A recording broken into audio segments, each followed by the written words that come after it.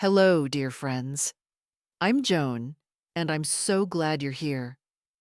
Whether you're watching from your cozy couch or a quiet corner, I invite you to join me for a story that's woven deep in my heart. A tale of loss, courage, and finding love again. I'm standing on a Malibu beach under a sky full of stars, holding hands with a man who made my heart beat again after years of grief. In that moment, I wasn't just a 61-year-old widow. I was alive, ready to love, to live.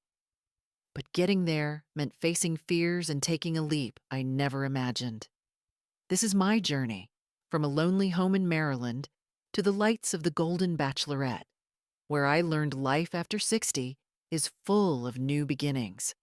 So, grab a cup of tea and let's dive in. When you've heard my story, please leave a comment below to share what touched you. And if you're moved, consider subscribing to keep these stories alive. Now, let's begin. I'm Joan, 61 years young, living in a red brick house in Rockville, Maryland, where the maple trees burst into flames of red and gold every fall, like a love letter from heaven.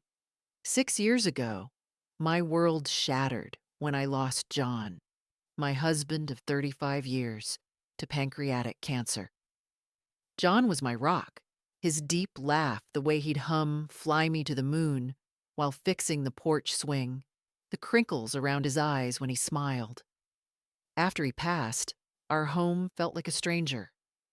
I'd wake at dawn, shuffle to the kitchen in my slippers, and brew coffee for two, only to stare at his empty mug, my heart cracking open again. My kids, Emily and David, both grown with families of their own, called and visited when they could. Emily would bring my granddaughter Lily, who'd fill the house with giggles, but they had their own lives. School plays, soccer practices, busy careers. I didn't want to cling to them, to be the mom who couldn't let go. The house became a museum of memories. John's worn-out gardening gloves on the shelf, the quilt we bought on our 20th anniversary, the grandfather clock he fixed that still chimes every hour.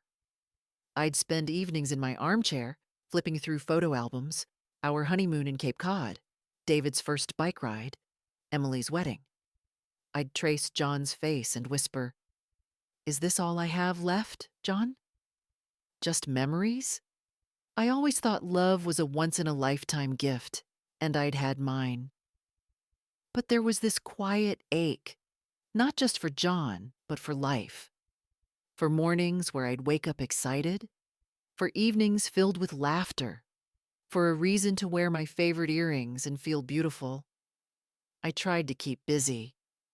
I joined a book club at the library where we'd sip tea and debate Jane Austen. I walked our old spaniel, Rusty, through the park, waving at neighbors. I even baked blueberry muffins for the church bake sale. But the emptiness lingered. One crisp October afternoon, I was cleaning out my closet when I found the emerald green dress John loved. "You're my gem in that, Joni," he'd say, pulling me close to dance in the living room. I held it against me, tears spilling down my cheeks. But this time, they weren't just tears of grief. They were tears of longing. I didn't want to just remember living. I wanted to live, to feel my heart race, to laugh until my sides ached. That dress, still vibrant after all these years, was a whisper from my younger self. "You're not done yet, Joan." It was the first spark, the moment I knew I needed to find my way back to myself. One Saturday evening, I was snuggled on the couch with Lily, my 10-year-old granddaughter, who's got more energy than a springtime breeze. She loves reality TV, dancing shows, cooking competitions, anything with drama and heart. When an ad for the Golden Bachelorette flickered on, showing women in their 60s and 70s with silver hair and radiant smiles, Lily bolted upright. Grandma, this is perfect for you. You're so pretty, and you're the sweetest person ever. You'd be the star. I laughed so hard I nearly spilled my tea. Oh, Lily, that's for young folks chasing love. Grandma's too old for that silliness. But she crossed her arms, her eyes fierce. You're not old, Grandma. You're gorgeous, like a movie star. Her words planted a seed. That night I lay awake, the moonlight spilling through my curtains, thinking about what she said. When was the last time I felt gorgeous? When did I last look in the mirror and see more than a widow staring back? I slipped out of bed, padded to my desk, and opened my laptop. The show's website was full of stories, women like me, with laugh lines and life scars, talking about second chances, about daring to dream again.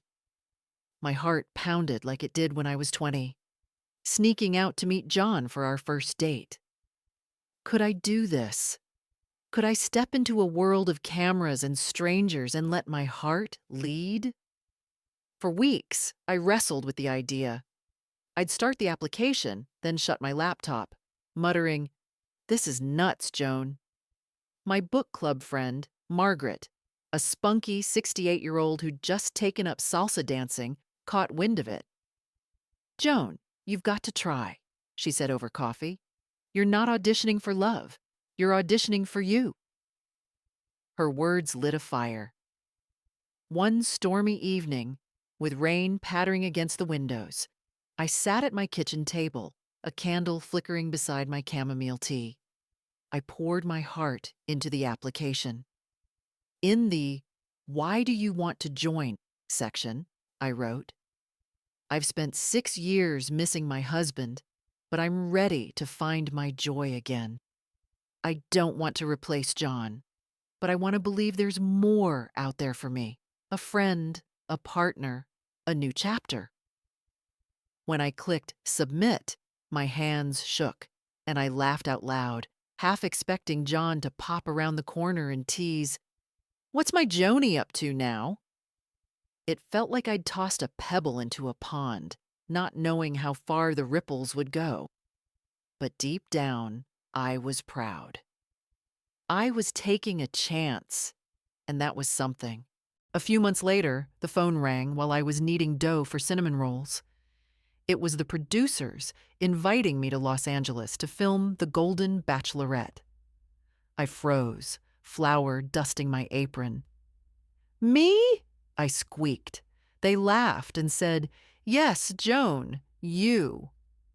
I spent the flight to California clutching a photo of John and me from our 30th anniversary, whispering, "Wish me luck, honey."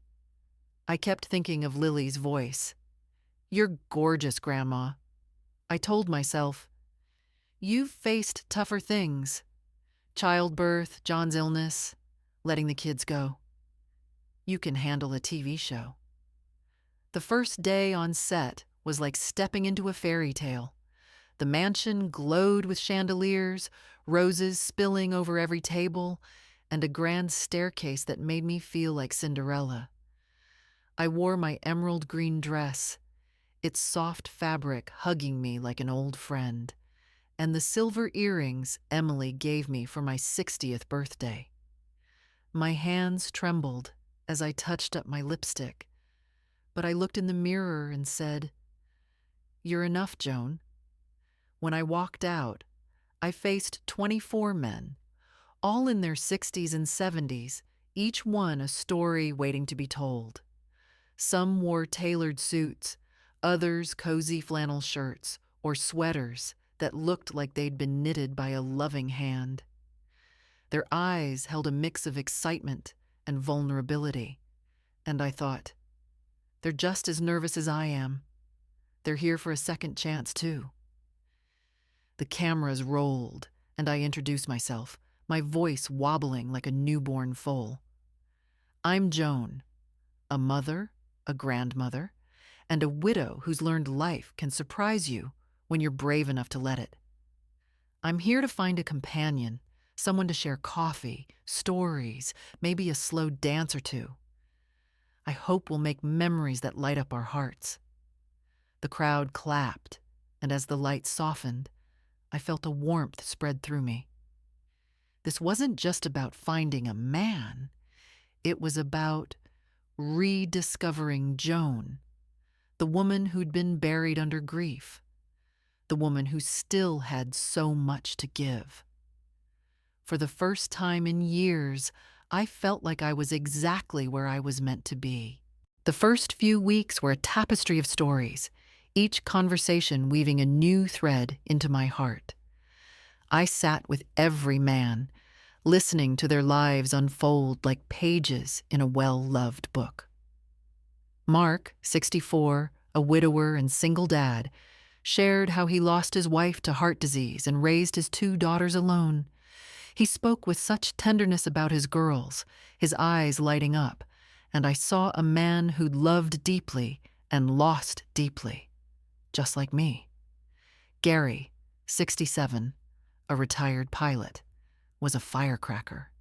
He had me doubled over, laughing with tales of flying rock stars across the Atlantic, complete with a spot-on impression of a diva demanding champagne at 30,000 feet. Then there was Charles, 62, a retired businessman with a quiet strength that felt like a warm blanket on a cold night. One evening, as we sat on a balcony overlooking the city, he opened up about losing his son, Michael, in a car accident. His voice broke, and he looked away, his hands clasped tightly. He was 25, he said. My whole world. I reached for his hand, my own tears falling, thinking of John, of the pain of losing someone you'd give anything to hold again. I'm so sorry, I whispered, and we sat in silence, our shared grief a bridge between us. One night, Mark and I walked through the mansion's garden, fairy lights twinkling above us. He stopped by a rose bush, plucked a petal, and handed it to me. Joan, he said, his voice soft, you make me believe I can love again.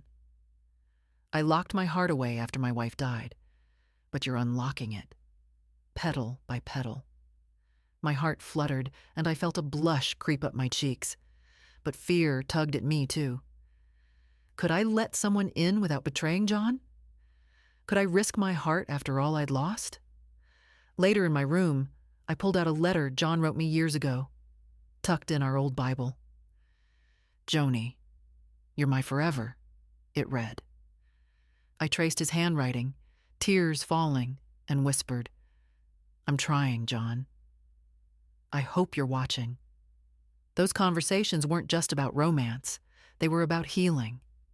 Each man showed me a piece of myself I'd forgotten, the woman who loved to laugh, who could listen with her whole heart, who still had dreams waiting to bloom. I started to believe I wasn't just a widow. I was Joan, and I was ready to live again. Not every moment was a Hallmark movie. The show brought pressures I hadn't anticipated. I wasn't just choosing who to keep close. I was choosing who to let go, and that felt like a knife in my chest. These men had bared their souls, shared their hopes, and I worried about hurting them. I worried about hurting myself, too, about opening my heart only to have it break again. One evening, after a group date filled with line dancing and shared stories, I had to say goodbye to Gary. He'd been a blessing, always finding ways to make me smile.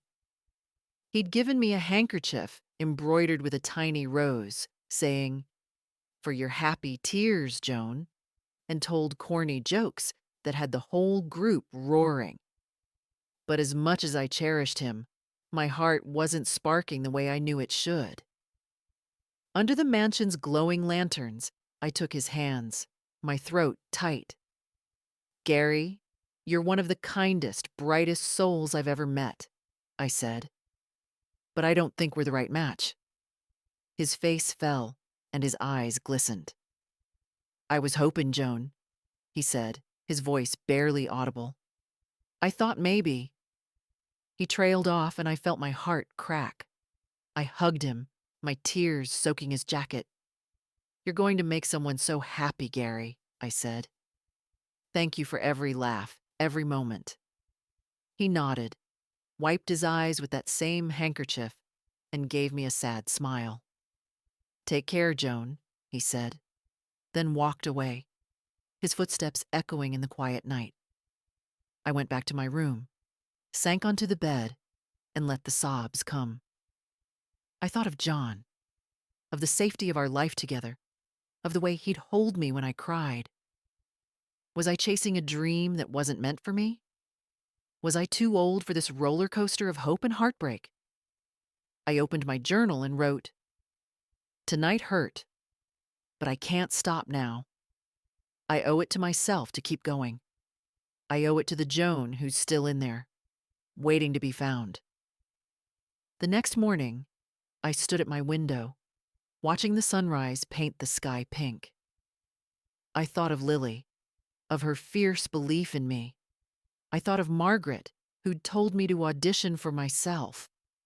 I looked in the mirror and saw a woman who was bruised but not broken. I wasn't just Joan the widow. I was Joan the warrior, and I was still in the fight. One date changed everything. The producers surprised Charles and me with a trip to a secluded beach in Malibu, where the ocean sparkled like a million diamonds and the sunset blazed in hues of orange, pink, and purple, like a canvas only God could paint.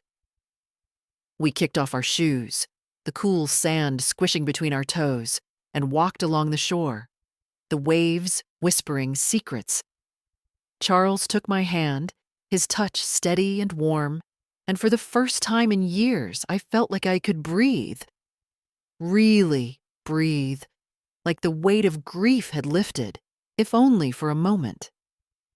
We spread a blanket on the beach, sipped chilled wine, and talked for hours. I told him about my childhood in Maryland, catching fireflies with my brother on summer nights. He shared stories of his youth, hitchhiking across the country with a guitar and a dream. Then, under the fading light, he opened up about his son, Michael. "He was 25 when I lost him," he said, his voice thick. "He loved music, loved life. I want to open a coffee shop in his name to raise money for kids who've lost their parents. It's my way of keeping him with me." I squeezed his hand, my heart aching for him, thinking of John, of the garden we'd never finish. "That's beautiful, Charles," I said, my voice catching. "Michael would be so proud." As the stars began to twinkle, we sat in silence, the waves our only music. Charles pulled me close, and I rested my head on his shoulder, feeling safe, seen, alive. I realized love wasn't just about butterflies or grand gestures. It was about finding someone who made you want to be your best self, who held your pain as gently as your joy. That night, I wrote in my journal, "Today, I felt my heart wake up." Charles didn't just hold my hand, he held my soul. I'm not afraid anymore. I'm ready to live, to love, to be Joan again. Malibu wasn't just a date, it was a rebirth. It was the moment I saw the woman I could be. Not just a widow, but a woman with dreams, with laughter, with a future waiting to unfold. As the show neared its end, I faced the hardest decision of my life, choosing between Mark and Charles. Mark was my safe haven, a man who felt like coming home after a long day. He'd talk about his daughters with such love, plan quiet evenings of board games and hot cocoa, and make me feel cherished, like John did in our early years. Charles was a spark, a challenge. He pushed me to dream bigger, to laugh louder, to imagine a future full of new adventures, coffee shops for kids, road trips to see the Grand Canyon, dancing under the stars. The final rose ceremony was a storm of emotions. I stood in a silver gown, my heart pounding like a drum. The cameras zoomed in, but all I saw were Mark and Charles standing there, their eyes locked on me. I took a shaky breath and spoke from my soul. Mark, you've shown me what it means to feel safe and loved again. You're a treasure, and I'll carry you in my heart forever. But my heart is calling for Charles. I stepped forward, handed the rose to Charles, and he pulled me into a hug, his voice a whisper. I'm all in, Joan. My heart soared, but it shattered for Mark. Saying goodbye was like tearing a piece of my heart away. I hugged him, tears streaming down my face. Mark, you brought my smile back, I said. You're going to find someone who loves you the way you deserve. He smiled through his tears, his voice steady. Be happy, Joan. That's all I want. Watching him walk away, I prayed he'd find his own love, his own light. That night, I sat alone, holding the rose, and thought of John.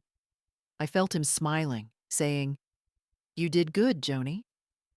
I'd chosen Charles, not just for love, but for myself, for the Joan who was ready to live again. The show ended, and I returned to Maryland, my heart brimming with hope. Charles and I aren't chasing a fairy tale ending. We're too seasoned for that. Life's messy, and we're taking it one day at a time. We go for walks in the park, Rusty trotting beside us. We cook dinners together. His spaghetti sauce is a disaster, but I love him for trying. I'm teaching him how to grow hydrangeas, and he's teaching me to bake sourdough, though my loaves are more like hockey pucks. We laugh, we talk, we dream about his coffee shop, about visiting Italy, about growing old together, wrinkles and all. My kids can't stop raving about how I'm glowing. Emily says, Mom, you're like a teenager again. David teases, Don't break too many hearts, Mom. Lily, my biggest fan, brags to her friends, My grandma's a superstar. I keep John's photo on my nightstand, next to a new one of me and Charles laughing at a farmer's market. I don't feel guilty anymore. I've learned that love doesn't erase the past. It adds new colors, like a quilt stitched with every moment that matters. Life after 60 isn't about fading into the background. It's about chasing sunrises, savoring a warm muffin, singing along to the radio, and daring to try again. The Golden Bachelorette wasn't just about finding a man. It was about finding me. The Joan who dances in the kitchen, who cries without shame, who knows she's worthy of every happiness. If you're hearing my story, I want you to know you're never too old to start over. Whether you're 60, 70, or 80, there's a spark in you, waiting to blaze. Put on that dress you've been saving, call that friend you've missed, take that painting class, or just sit under the stars and dream. You deserve to feel alive, to be loved, to be you. Thanks for listening. Don't forget to subscribe and please share your story in the comments. I'd love to hear what this means to you. Your voice matters, and I look forward to connecting with all of you.